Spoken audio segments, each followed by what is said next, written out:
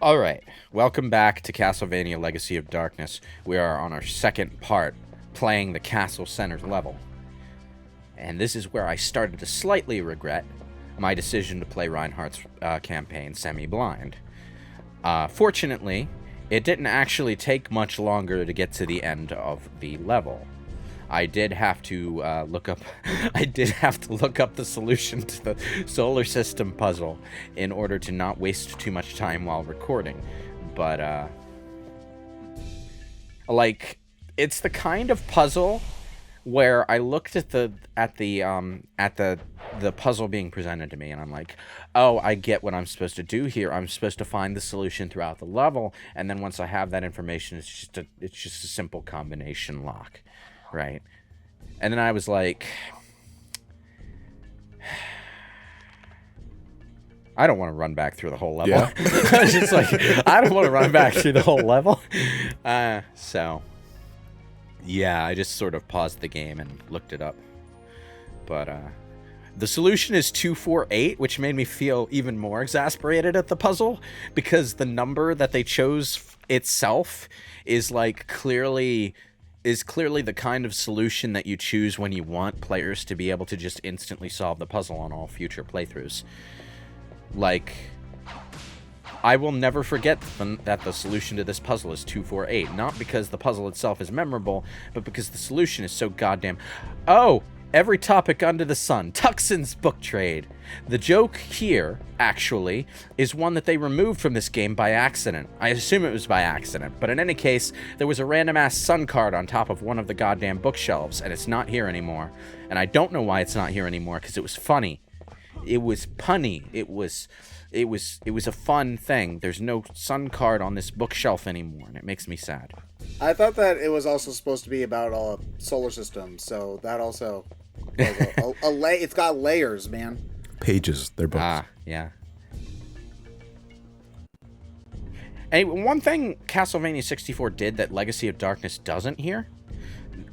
why are you just standing there past me? Anyway, when you climb up here and open this trapdoor, the music would fade out.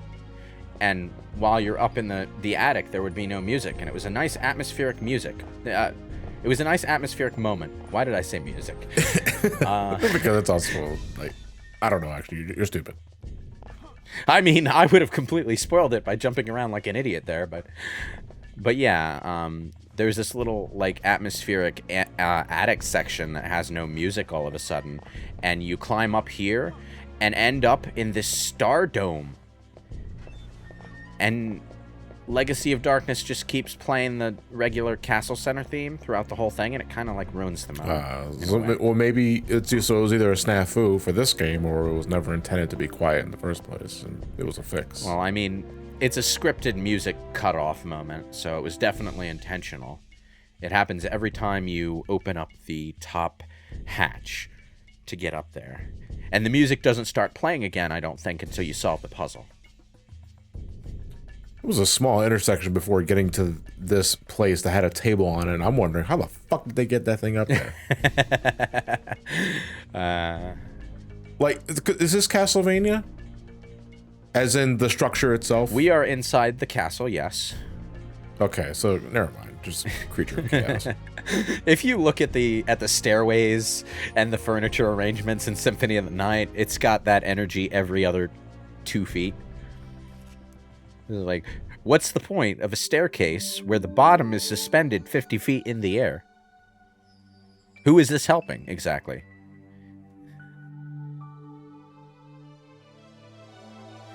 Mystical. I also guess mild flashing light warning here. This music sounds like I just booted up Windows 95. Well, yeah, okay. So, N64 cartridges were really small. So while the soundtrack in Castlevania 64 is good, it is very clearly synthesized game music. It's not... Oh, but I don't care about the instruments. I'm just talking about what it reminds me of. Oh, fair enough. I mean, I thought it just sounded like generic space music to me, but then again, maybe that's what they were going for with Windows 95. Space age. Anyway, yeah, that glowing circle on the second wall, which I hadn't even run across yet, so it kind of surprised me. It's a barrier that prevents you from blowing up the second wall. You need to solve this puzzle to break the magical seal. If you try to use the Nitro and Mandragora on the second wall while the magical barrier is still there, then you will explode the Nitro and the Mandragora, and it will not affect the wall. However, the 3 goddess statues that you find around to solve this puzzle also give you explicit instructions about the magic barrier.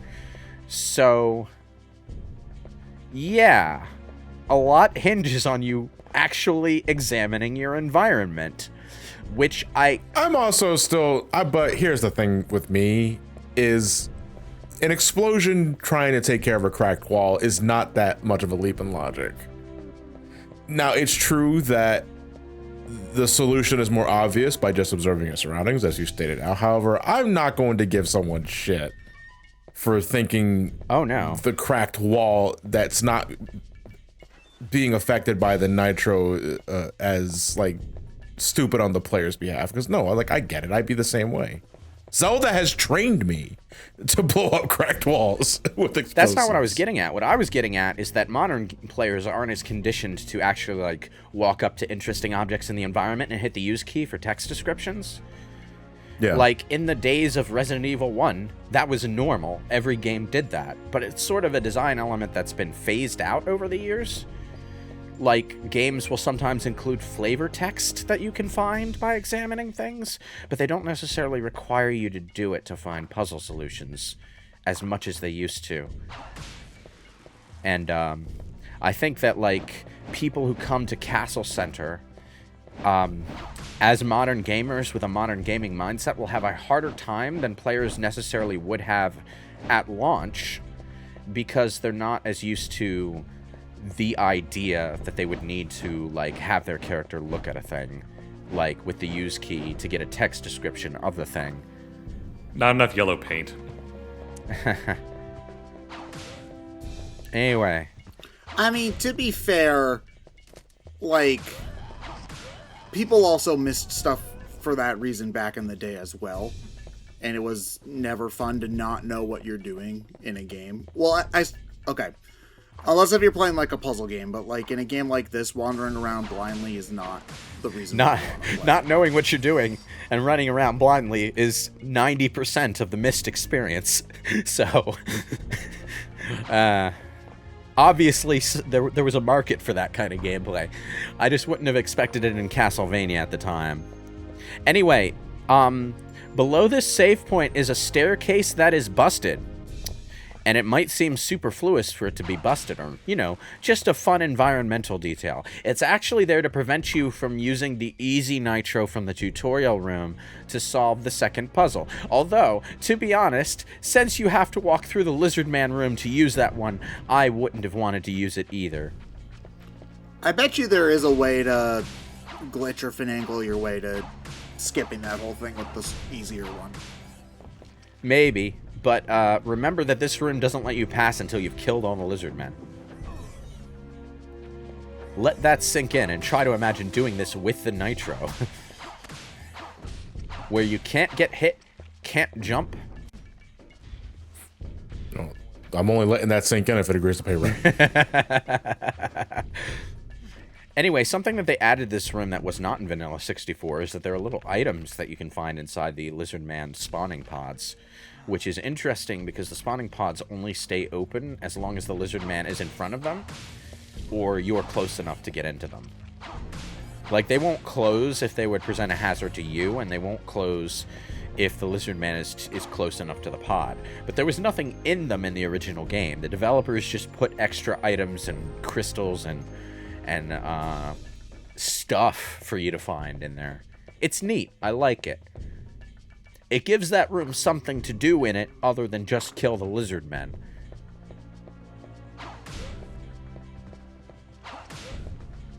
Anyway.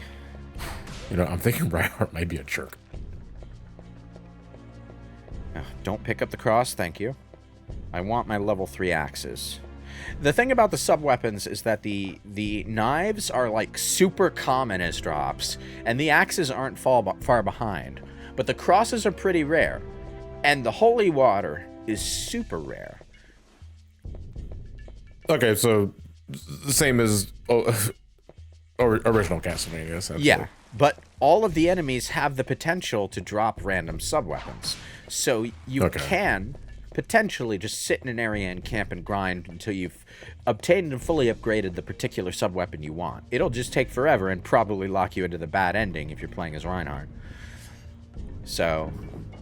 It's funny because I know, like, original Castlevania games have done that too, but whenever I hear of that, I have more of a Ghosts and Goblins mentality, because that's essentially what you were doing to like, get that knife. That was one thing that I liked about the new Ghosts and Goblins game, was that they went through a very concerted effort to make all of the weapons good and giving you options to switch between them, because I think they knew that, like, most people only played Ghosts and Goblins using the knife, and they were like... No, if we have, like, 8 weapons in this game, people should want to play with most of them. You know? Yeah. Now, is Reinhardt the only one in this game that has a good and bad and middle ending? Reinhardt and Carrie have a good and bad ending. There is no middle ending. There's Dracula blows his cover in the good ending because he shoots an arrow at you while he's still hunting down Charlie Vincent, or... he hunts down Charlie Vincent before you get there and is able to just play innocent when he finds you in Dracula's throne room. Okay, sorry, I thought you said there were 3 endings for some reason. No. Cornell has his own specific ending, but he doesn't have good or bad endings. He just has an ending, you know? Which is good because he forces you to use the Sun and Moon cards way more than Reinhardt and Carrie do. I guess they could keep that in mind. And just give you more time, but the fact that the Sun and Moon cards, like, fast forward time also kind of implies that, like, okay, you get to a door and you have 8 hours left and you have to use the Sun key, the Sun card, or if you have 4 hours left and you need to use the Sun card, doesn't really matter in the doesn't really matter for the game, because, like, you're fast forwarded to the same amount anyway. So I think it would be hard to try to come up with a good time to, like, a number of days in order to have a good and bad ending for that. This thing is gonna come to life when we blow up the wall, isn't it? I thought it was gonna come to life as soon as you got close to it. Anyway, do you know what this thing is, John? This looks like the Behemoth enemy from Rondo of Blood. Yep. It is. It even comes apart as you fight it, like that one does as it chases you. It's not purple though. This thing is ashy white. It's a cool callback either way. Anyway, something that I completely missed as Reinhardt and didn't actually find until I was playing as Carrie later is that there's a crate off to the side in this arena that just has a fuck ton of gold in it. Just like a whole pile of 500 gold pickups. It's just like, huzzah! I mean, are you short on money? So I only found it after I already knew not to spend too much money at Reinhardt's shop. So, yay. God damn it. Wall candles are the worst in this game. But they did establish in Castlevania 64 the whole purple candles specifically for item candles, so that you're not just trying to attack every random ass candle on a table that you see. Oh, that's also a holdover from Bloodlines, because in that game, single candles gave you ammunition, double candles gave you weapons. But it made it easier to distinguish what was what, so you're not aimlessly whipping every candle you see. So you don't pick up a sub weapon when you've already got the one you want. Yeah, basically. Yeah. But like in that case, it was about differentiating the sub weapon candles from the item candles. So this game doesn't do that, but it does standardize which candles in the environment are breakable, which is something that Lament of Innocence and Curse of Darkness would continue to keep. They both use the purple candles for their breakable candles too.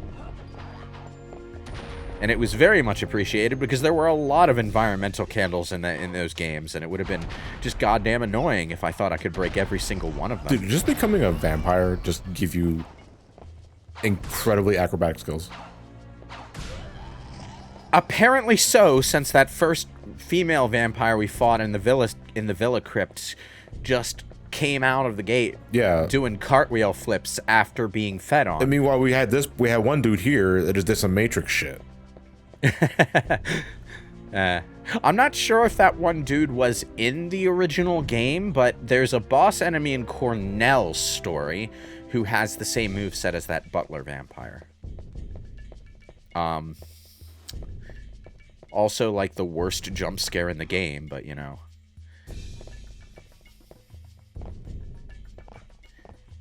I'm like, what is this platform here for? Is it here for a reason? No? Damn.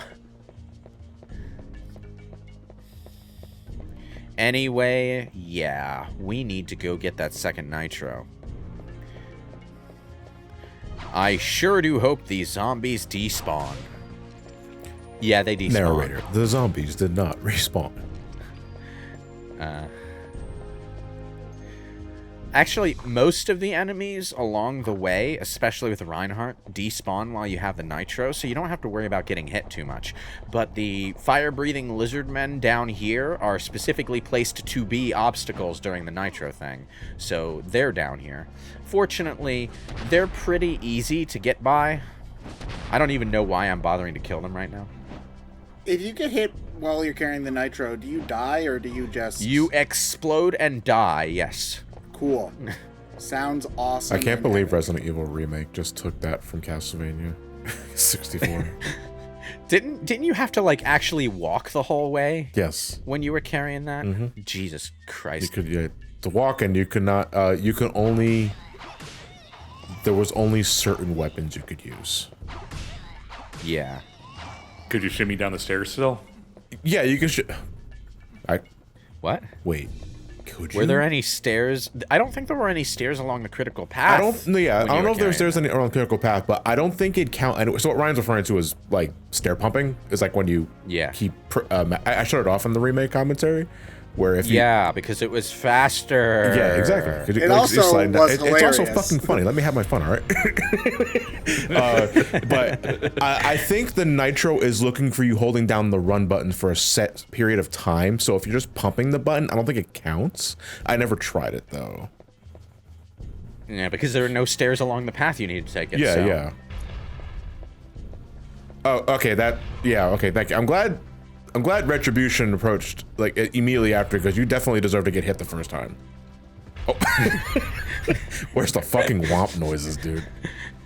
Getting crushed is not a death condition in this game. Like, it like legitimately is not a death condition. It just does damage when you get crushed, and then pushes you out of the crush zone. So anyway, I'm just gonna like. Why did I waste a roast beef on that? Jesus. What a day. I played this game about 5 or 6 times in the process of recording it, so I'm super experienced at the resource management side. I can get to Dracula with a surplus of every healing item now. Can't believe we got to Castlevania 64 before we got to Resident Evil 6. I can believe that, actually, because there's nothing to say about Resident Evil. I mean, we still haven't done Resident Evil 5. It's true. Either, you know, I'm trying to think of a Resident Evil 6 commentary that actually covers all the stories. I told you. Eat shit, Reinhardt. No, actually, now that I think about it, that was my first time through Castle Center in the first place. So that one was me just like misjudging the order that everything goes. But yeah. So you're not even allowed to jump with this thing on. No, you're not allowed to jump. You're allowed to run. You are not allowed to jump or get hit. Wait, you're allowed to run, but you can't jump. Yeah. It's just like, you know, things still violently shake when you're running. Yeah, but it's impact that does it, apparently. You're impacting the ground pretty hard with your heels when you're running. Well, I mean, that depends on how you run, really. But yeah, it would be miserable to have to walk across this level, so I suppose they didn't want to go that far. How would you run with nitroglycerin in your pocket? Would you prance like a deer? Anyway, those 2 vampire maids. I think I do a little jig. What was that, Ted? I do a little jig. Jig? You're dead. Oh no, you see, I didn't jump or get hit, so... Yeah, there are no rules against jigging. Yeah, it's not written down. It's not in the robot. Here's something that I miss from old school 3D games. Just being able to run normally across narrow platforms. Yeah, everybody would have, like, in a modern game, everybody has, like, their own... Balancing. Yeah. Like walking across a tightrope. Yeah. Yeah. And it's fucking, like, it's fucking obnoxious. Just let me run across a narrow path, okay? You know? Like this. I was kind of hoping you'd just fall and eat shit and blow up. Oh, Ooh, I'm good at came this. close I am good at running across narrow platforms. Okay? It's actually not that hard. Just position the camera directly behind you and push up. But it was as I reached this trench here that I realized where the real challenge would be. No! And it's just like, oh, god damn it. You could wait, because you cannot climb ledges. No, you can't climb ledges. So you have have an inch high fence. So you have to walk along inside the clock cogs. So, yeah, and I'm just like, wow. Move faster, Pokey. They made it so that you wouldn't have to walk throughout the entire level, but they included a mandatory walking section anyway. This game was way ahead of its time.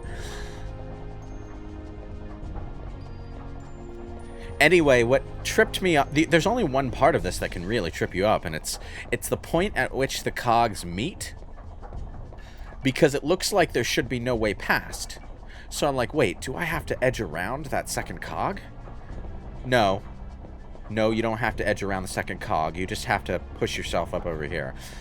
The reason I mention that is because I had to cut out a second attempt where I got like caught between the cogs, because I didn't know how to get past that. And I'm assuming it's instant death. Yeah. Slight shock can cause a magical nitro to explode. Thanks for that wonderful hint after I've already died twice to it. Wait, an angel statue told you that? Yeah.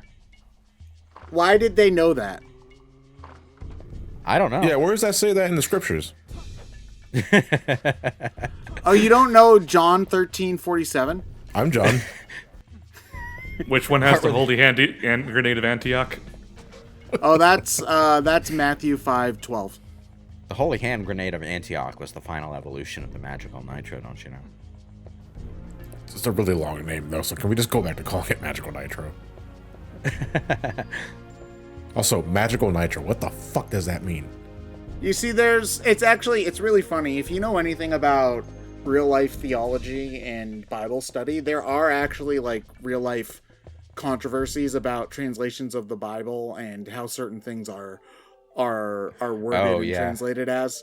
Oh, damn. Okay. Yeah, so there are no more enemies between Reinhardt and his destination, so of course I pick now to accidentally trigger the blood tears and the enemy that it spawns. So... How do you trigger this? Do you just have to walk here? You walk up to the statue to examine it, and it triggers this survival horror enemy introduction moment. And, like, you've been walking up to these things the whole stage, so there's no reason to think this one's any more dangerous. This is the first one you should encounter, because it's the first one on the path up to the top level. But I didn't walk up to it on any of my other trips through the tower, so...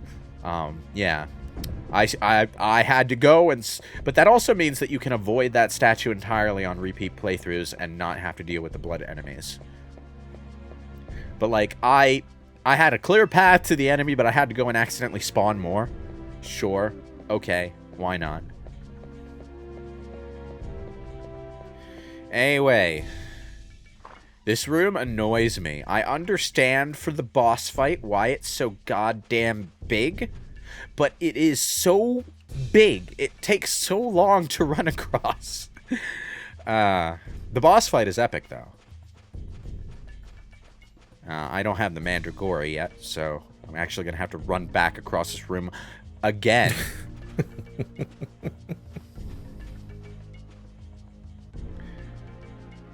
Okay, yeah. Which side haven't I broken the candles on? That's what I was trying to remember. No, so just to reiterate, you need both Magical Nitro and a Mandragora? Yes. The Mandragora sets off the Nitro. When they're in the same place together, they will explode. Okay, so I guess for the sake of a controlled explosion, because if this is something that triggers easily just by jumping or getting hit, why would you need the Chuck magic it at the wall. first place? Chuck it at the wall. Yeah, Just that's what I'm chuck it at saying. the Like, wall. just chuck it at the wall. There you go. I don't need the mandragora.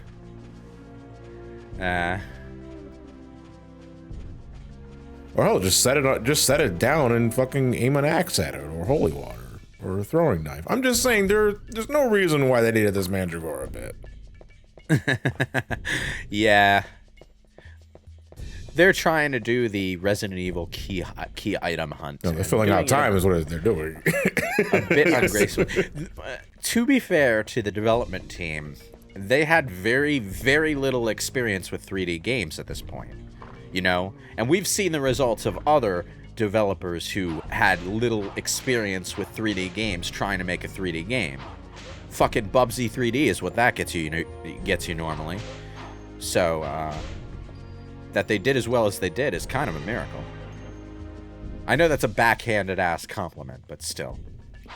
And I mean, it was, I think, like, among the most experimental and, like, throw shit at the wall and see what works time in game history, you know? Like, nobody knew what they were doing. Honestly, by the standards of 3D adventure games at the time, I would say Castlevania Legacy of Darkness, in particular, has aged better than most games of the era. God damn it. These guys are really aggressive. Yes, they are. That's why they're miserable to fight as Carrie. They get right up in your face, and you cannot charge shot them. You absolutely will not be able to charge shot them. Now, the secret to success against the Cerberus is it's actually the one thing that I'm kind of neglecting in this playthrough, and that's your secondary weapon. Reinhardt's sword, Carrie's ring blade things, and Cornell's claws. What button do you use to activate that? Because I imagine the whip is the B button and jump is the A button. It is, I'm trying to remember what buttons are where on the N64 controller. I think it's C left. Oh, yeah, no, I can't imagine that you would naturally want to go to that then, in that instance. I mean, when you're playing with an N64 controller, it's like right there next to the primary attack button. I guess so. I've got one right next to me, so I guess it kind of makes some sense. The issue is that I've built up years and years and years of muscle memory for a 4-face button controller, so I keep mixing up the C buttons. I'm not used to having 6 buttons on the face of a controller anymore.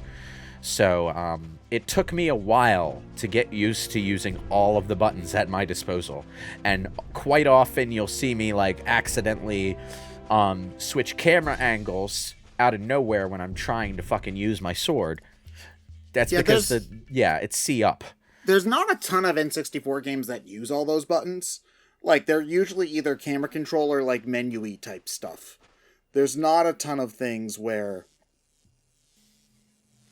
they're used for like actual like attacks or anything like that. Yeah. This button uses all 4 of those buttons and the R button. This game uses all 4 of those buttons, the A and the B and the R button, as well as the Z button for crouching and sliding, which I haven't actually had to do it all as Reinhardt because I think Carrie's Carrie's waterway level might have the only instance where sliding is necessary to navigate a level. Although don't sleep on the slide maneuver because you can absolutely use your secondary weapon while sliding. And I think Reinhardt can even whip while sliding, which can lead to some pretty stylish combat sequences, you know, if you have the patience to get to know the game's controls well enough to make them happen. Anyway, it's time for the undead behemoth boss fight. I don't know if this thing has an actual name. Oh, it does. I just don't recall behemoth. what it is. It's called a behemoth. Yeah. It's got an eyeball in its mouth, and I don't understand. Oh, is this supposed to be Catabolus? I think it was. Catoblebus? Yeah, whatever. The thing's That's how I always read it when it showed up in Final Fantasy guides. Yeah. Might be. Anyway, this boss is hard. It's also quite time-consuming if you don't know what you're doing. Reinhardt actually doesn't have much of a harder time than Carrie with this, because this motherfucker runs around the arena so fast that he outruns Carrie's homing projectiles. So her chief advantage is kind of nullified here. How you just are have you to wait for him to roaring when you stop, have an or- eyeball where your vocal cords should be? Sorry, what? So what does he just have for Carrie? Do you just have to wait till he stops to fire your homing shots, or? Yeah. Or slows down, or runs at a particular angle. I got pretty good at fighting as Carrie by the time I recorded this boss fight as her, but like, do not get hit by that attack, because he always follows it up with a flame blast, and you will not be able to escape the flame blast if he knocks you down. You just won't have time, so you'll always get comboed. So, here's the thing. In every other game this thing is in, it is actually just called the Behemoth. It is just called the Behemoth? In Legacy of Darkness. Okay, Castlevania 64. It is the Mammoth Bull Demon. But in Legacy of Darkness, it's just Bull. Anyway, yeah, the boss's flesh falls apart as you damage different parts of it, and that's actually like not just an aesthetic thing, because sometimes the portions of the boss that have been defleshed will spew this green liquid that can poison you, so it becomes a little bit more dangerous at close range. Ugh.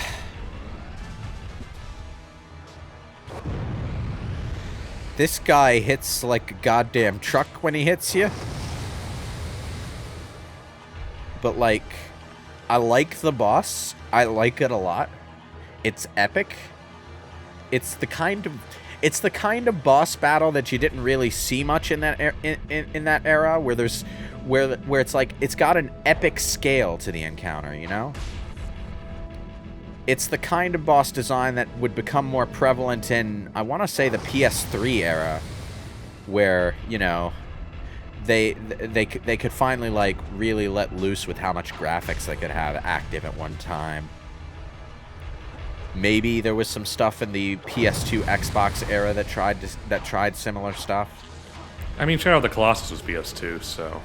Yeah, but Shadow of the Colossus wasn't so much boss fights as the entire game, like, laser focused on a particular technical achievement, which is not something that you can really get out of a game with more variety of mechanics, you know? At least not until later generations, where there was enough horsepower behind the console to get a whole bunch of stuff going at the same time. Oh, it poisoned me in the act of... Oh, roast beef. Thanks.